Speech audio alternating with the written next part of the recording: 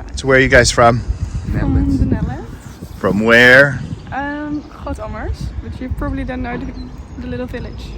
Yeah, I'm from a total different place, so it's Spelled differently, probably. spelled different. He's from above in the country, and I'm Yeah, from the the north. middle in South Holland. Yeah. And what But got that's you up for this sunrise film walk? Well, were learning to shop. film better on your mobile phone. It's like you always have it. When you learn we're studying journalism and you learn filming with a camera, but not like with your phone. Well, your phone is always in your pocket. So Brilliant. Have you done any mobile journalism films before? No, I did some vlogging.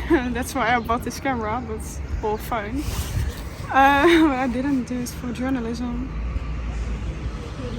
So what kind of stories do you think we're going to find out here in sleepy Perugia? like the sleepy Perugia waking up.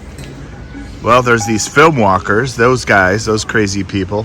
They only film sunrise, I understand. We want to film the sunrise, but there's all this traffic as well. So, kind of have choice. Plus, you can get coffee. So there's coffee. So that's being made. There's the guys, right, cleaning up. She's getting a story, doing an interview. So much possibilities.